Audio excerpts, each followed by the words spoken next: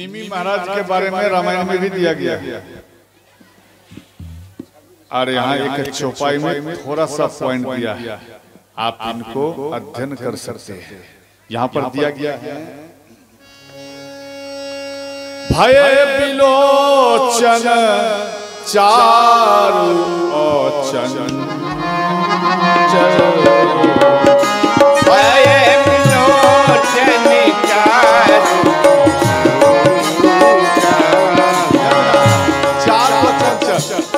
ये जो नैन है, राम के भी दो नैन और माँ सीता के भी दो नैन, ये चार के बारे में बताओ। मनहु सकुचि निमि ताजे दिगंगन चल, मनहु सकुचि निमि चल। यहाँ दिया गया मनहु सकुचि निमि तजे दिगंचल। निमि महाराज को सोच हुआ इस जगह में राम सीता का मिलन है और मैं इनका पूर्वज हूँ, और इन दोनों के मिलन के सामने मुझे रहना ठीक नहीं, इसलिए निमि महाराज उस जगह से हट गए। देखो रामायण में जो चौपाइयां दिया गया है, एक एक चौपाई का ठीक से कोई विद्वत अगर मंथन करे, संपूर्ण ग्रंथ का ही इसमें महारस मिल जाएगा। समझ गए? तो इसके बाद गिरजा माता मुस्कुराई, माँ सीता चरण में झुकी है, हे माता हम अभी जो दर्शन किया ये हमें पति रूप में चाहिए, यही मेरा मांग है। गिरजा माता मुस्कुराई और जो माला माँ सीता गिरजा माता को पहराई थी वो माला उतार कर वो सीता के गले में पहरा दिया और आशीर्वाद देते हुए मुस्कुराई।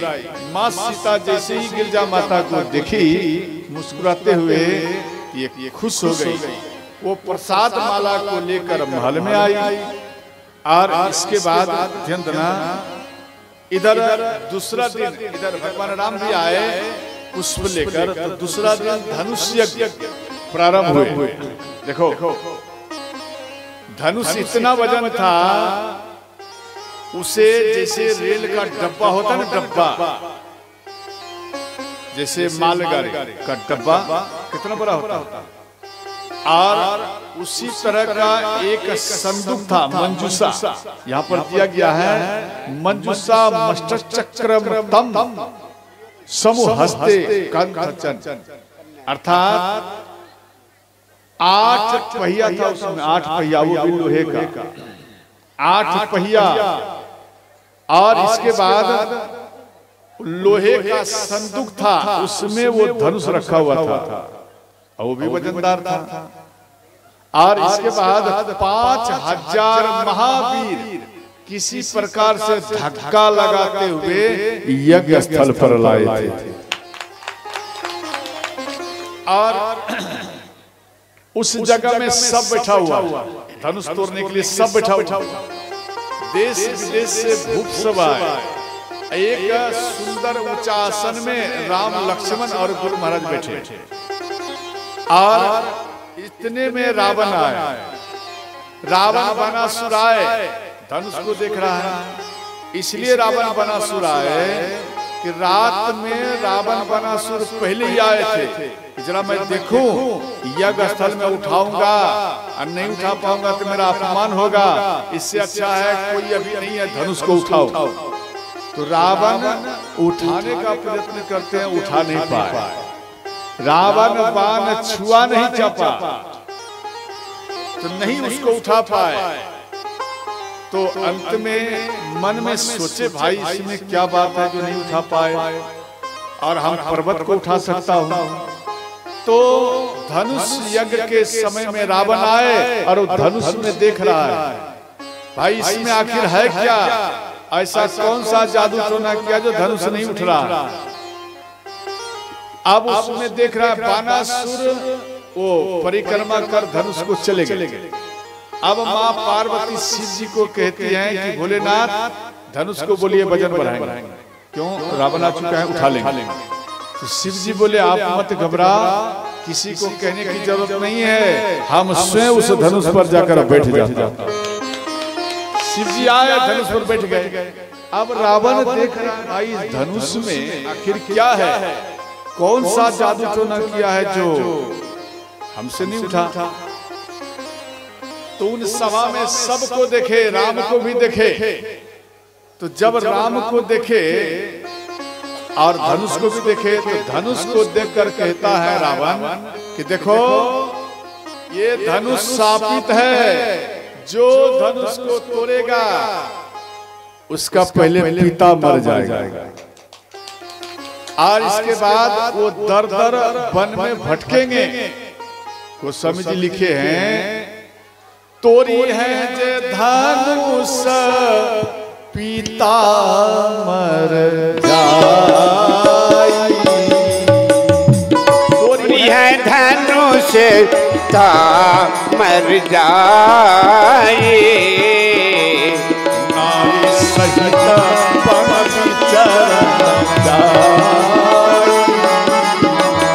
नारी पीछे नहीं जाए।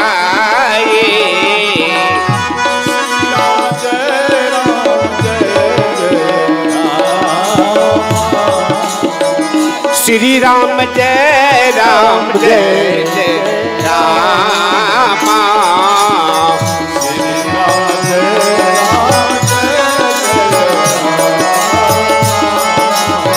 श्री राम जय राम जय जय राम। अब सब जितना समाज बैठे हुए थे सबका होठ सूख गया। सबके अंदर में सोच था राम ही धनुष को तोड़े, क्यों सीता से इन दोनों में जोड़ी बिल्कुल ठीक लग रहा है। सबके अंदर में सोच था। अब जैसे बोल दिए इसमें सांप लगा हुआ, सब घबरा गए। इसके बाद रावण कहता है, हे राम इस सभा में तो सब बैठे हुए हैं, कोई धनुष नहीं तोड़ पाएंगे, एक केवल आप ही तोड़ोगे। आपके ललाट में चमक है और तेज है आपका, आप ही धनुष को तोड़ोगे।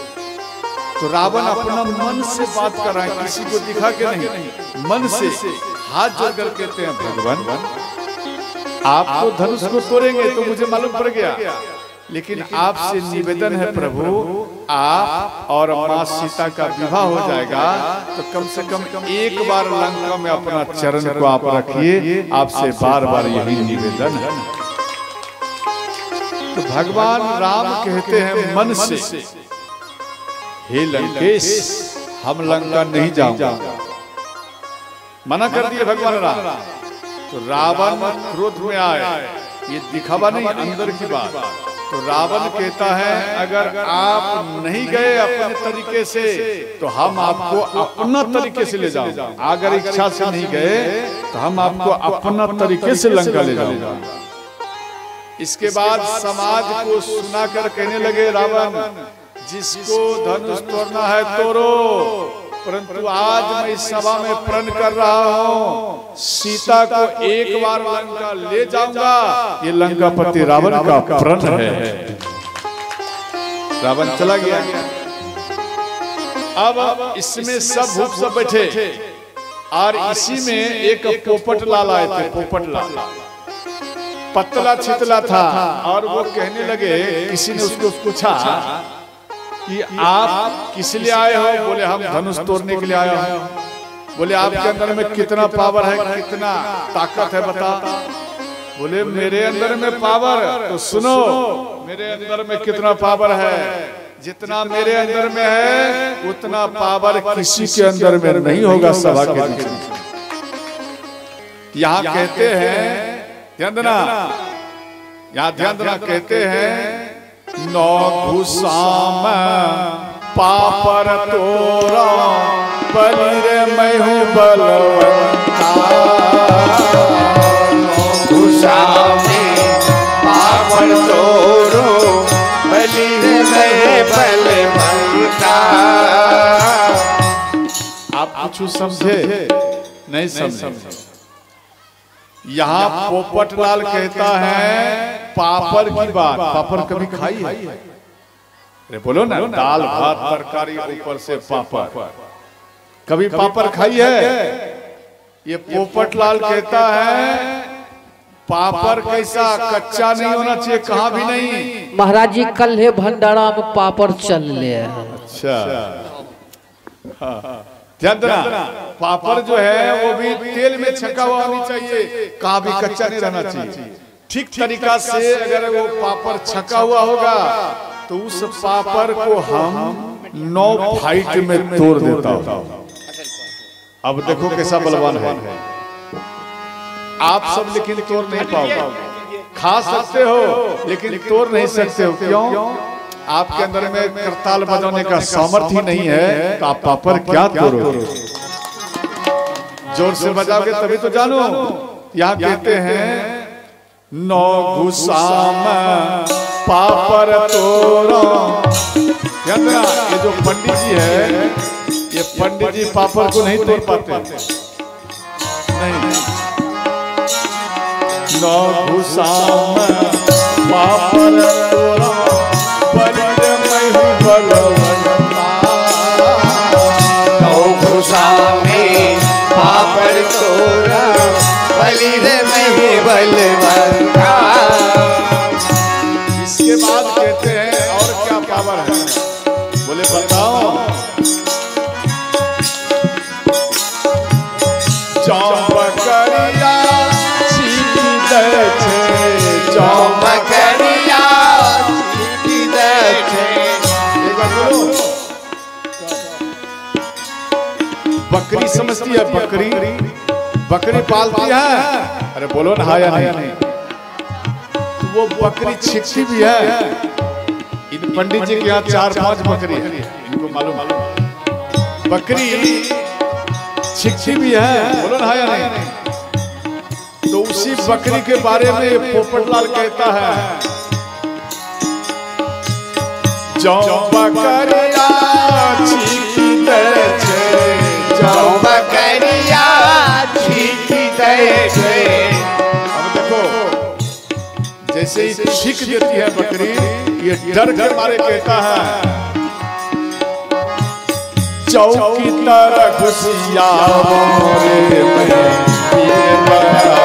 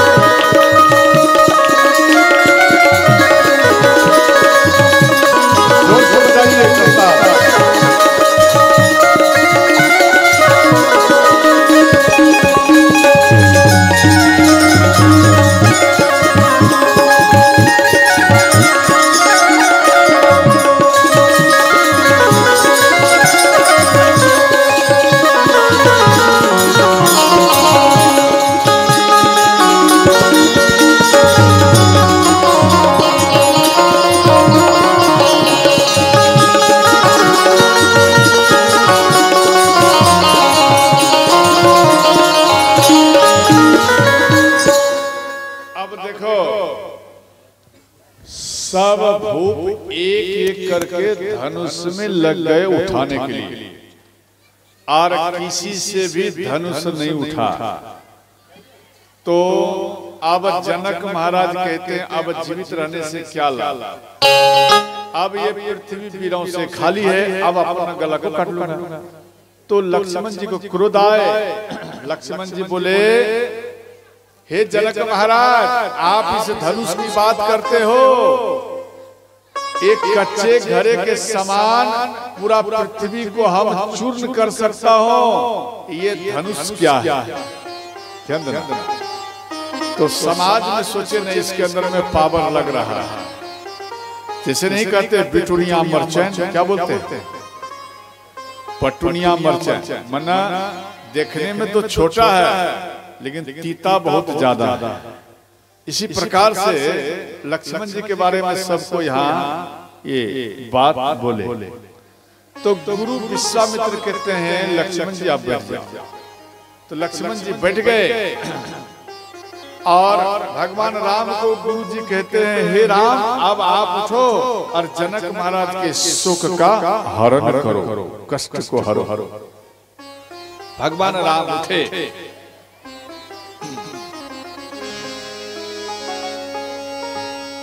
उठहु राम भजहु भवचार,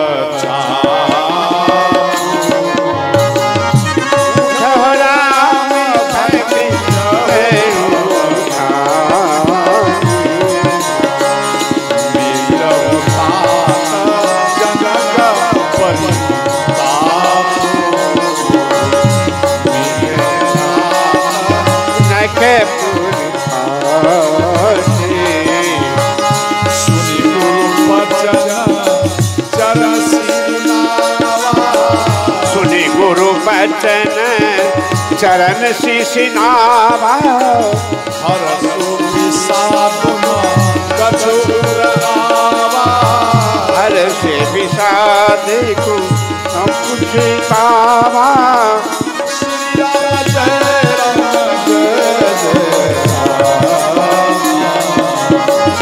श्री राम जय राम जय जय राम।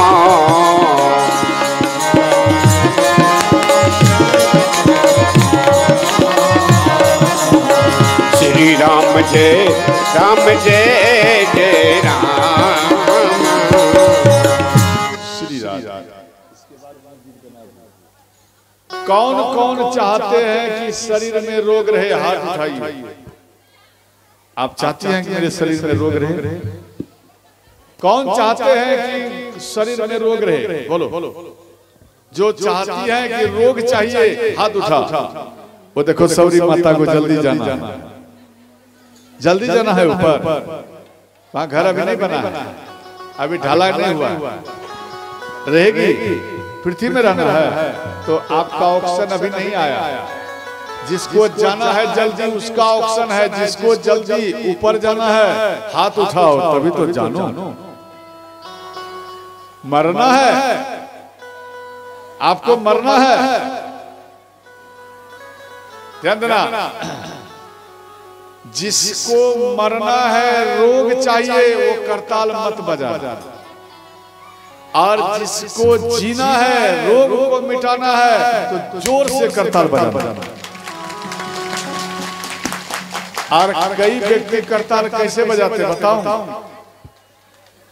बिल्कुल ऐसे सच कह रहा हूं, पुरुषों में भी है, माताएं में भी है, बिल्कुल ऐसे। इस बीच में अगर मच्छर भी आ जाए तो वो सोचेंगे मेरा नौकर बढ़िया मिला है जो मेरे शरीर को मालिश कर रहा है। बात समझ गए? इसलिए करताल जोर से बजाना चाहिए। आपके इन उंगलियों में चोट लगना चाहिए, ऐसा चोट कि रोटी दूध गुड़ कर नहीं खा पाए, इतना चोट लगना चाहिए। इसके बाद आपके अंदर में जो रोग हैं या आने वाला भी है वो भी चला जाएगा, जो है वो भी गायब हो जाएगा। समझ गए? इस करताल में इतना पावर है, इसका प्रमाण दे रहा हूं। आपने कभी किन्नर को देखा? किन्नर को देखी है? वो जैसे आप लोगों का हॉस्पिटल में लाइन लगता है, क्या वो किन्नर को देखा कहीं लाइन लगते? इसलिए वो इतना न करताल बजाते कि उनके अंदर में एक भी रोग नहीं टिकता, वो बीमार नहीं पड़ता। इसलिए आप भी जोर से करताल भजन में कीर्तन में करिए तो भजन भी सुंदर हो जाएगा और साथ में आपका शरीर भी सुंदर होगा। समझ गए?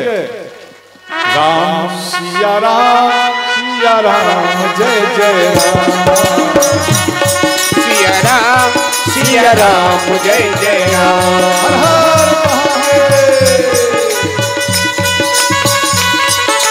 जोर से बजा।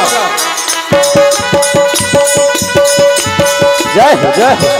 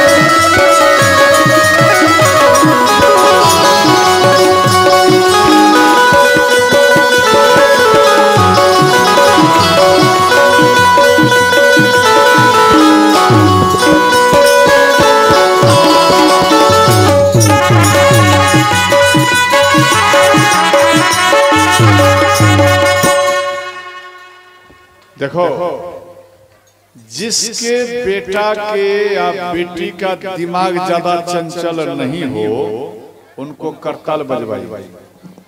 बात समझ गए?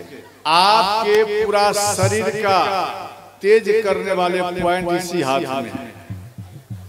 जिसको पढ़ने में तेज नहीं है उनको भी करताल बजवाई। जिस पॉइंट से व्यक्ति डैमेज हो रहा है उनको करताल बजवाइए, वो सब पॉइंट उनका काम करने लगेगा और उनका शरीर भी खिलने लगेगा। हम लोगों को, आप लोगों को ये मालूम नहीं है कौन सा नस हम लोगों का कमजोर हो रहा है, ये तो मालूम नहीं है। इसलिए नहीं भी मालूम है तो समझ लो कि करताल बजाना है, हर नस सब कंप्लीट हो जाएगा।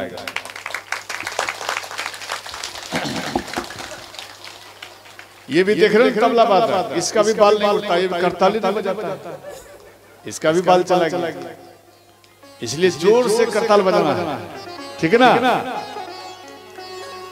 तो यहाँ दिया गया, भगवान राम गुरु महाराज के चरण प्रणाम किए, खड़े हुए, और इसके बाद सभा में जितने आए थे सबको प्रणाम।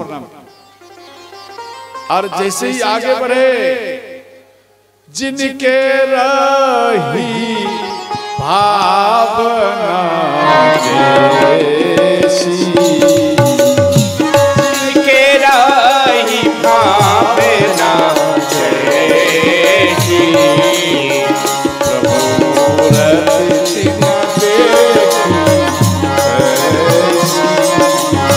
प्रभु मूर्ति देखी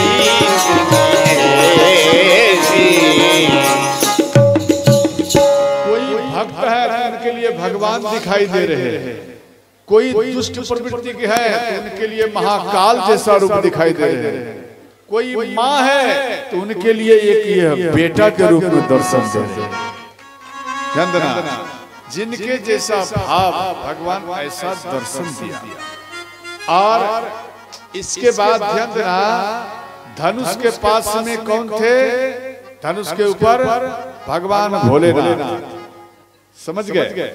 आप भगवान भोलेनाथ को 108 बार परिक्रमा की भगवान राम, और इसके बाद प्रणाम किए तो शिव जी कहते हैं, प्रभु अब आप इनका स्वागत करो, अब हमारा कोई काम ही नहीं, अब हम कैलाश को चलते हैं।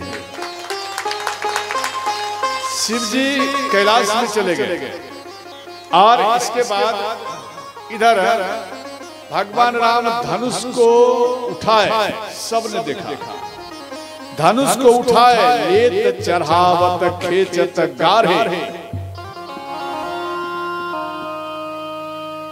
तो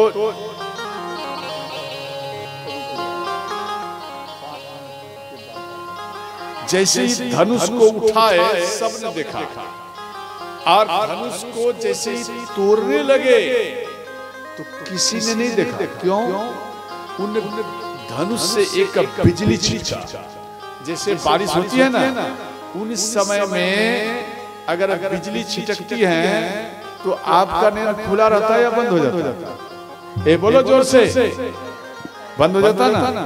उसी प्रकार से धनुष जैसे ही टेढ़ा किया, मध्य 12 बजे दिन में, यहाँ पर लिखे हैं, यही क्षण राम मध्य धनु तोरा। मध्य में 12 बजे के दिन में जैसे ही धनुष को तोड़े, बिजली छिटका, सबका नयन बंद हुआ, और धनुष तोड़कर जब रख दिए तो नयन सबका खुला। अरे प्रभु श्री राम तो धनुष को तोड़ दिए। श्री रामचंद्र भगवान की जय हो। बोलो कार्तिकेय भगवान की जय हो। और माँ सीता सखियों के साथ में माला लेकर आए। भगवान राम है 21 वर्ष के अभी के टाइम, भगवान राम 21 वर्ष के हैं और माँ सीता है मात्र 12 वर्ष। 9 वर्ष का डिफरेंस है, याद रखना।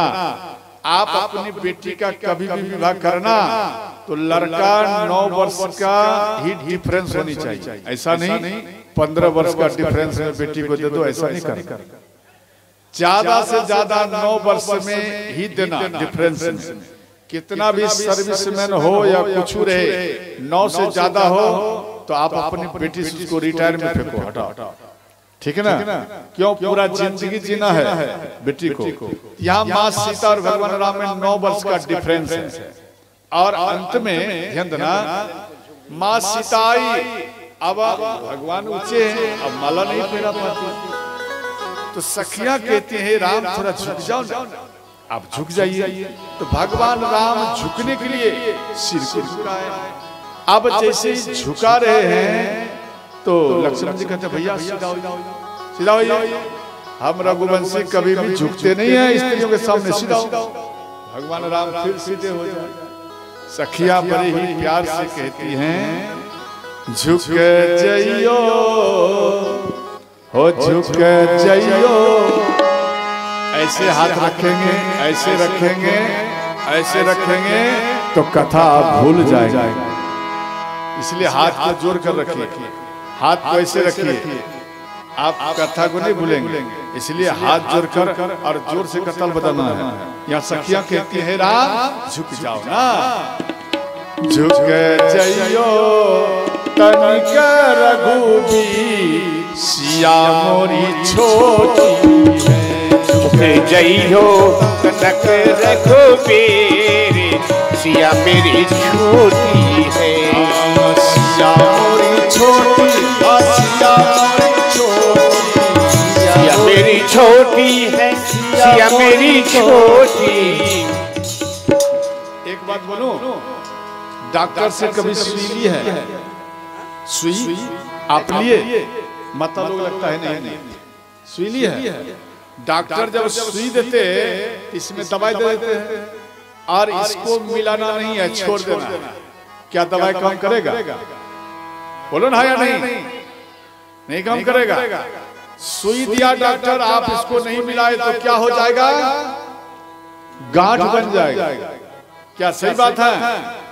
अगर नहीं मिलाई तो गांठ बन जाएगा, और जैसे ही दवाई दे उसको मिला दो तो गांठ नहीं बनेगा, पूरा शरीर में पावर आ जाएगा। आएगा या नहीं आएगा? ध्यान देना। अब डॉक्टर, ध्यान देना, अब उसी प्रकार से प्रभु श्री राम की कथा है। आप अपना कान द्वारा अपना हृदय में तो बिठाए, आपके हृदय में तो गया, लेकिन ये पूरा शरीर में तभी फैलेगा जब जोर से करताल बजाओ। और एक बात खास सुन लीजिए माता पिता समान भाई बंधु, डॉक्टर आपको टेबलेट दिया, आप खा जाए, आप उधर जाकर चाट लेना, फेंक देना, फायदा होगा? फायदा होगा? जब नहीं होगा तो पीछे में माता लोग क्यों नहीं करताल बजाती है? कभी फायदा होगा क्या कथा में आने से? इसलिए जोर से ईमानदारी से दवाई खाना पड़ेगा, ईमानदारी से दवाई खाना पड़ेगा, तभी ईमानदारी से दवाई आपके शरीर में फैलेगा। समझ गए? तभी आपका सारा रोग मिटेगा, वरना कितना भी दवाई खा रोग नहीं मिट सकता। इसलिए हम कहते हैं सखिया हे राम झुक जाओ ना, झुक जाइयो ओ झुक जाइयो तनिक रघुबीर सिया मोरी छोटी है। झुक जाइयो तनिक रघुबीर सिया मेरी छोटी है।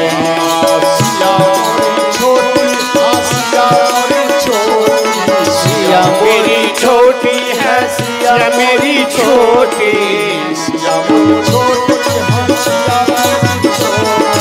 सिया मेरी छोटी है, सिया मेरी छोटी। झुक जाइयो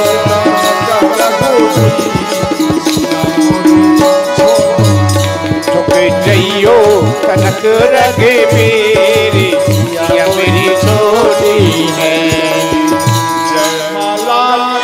कब से खरी है, जयमाला लिए कब से खरी है, जयमाला लिए कब से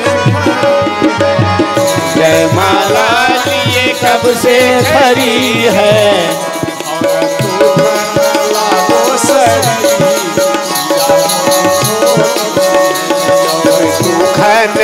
लागे शरीर सिया मेरी छोटी है।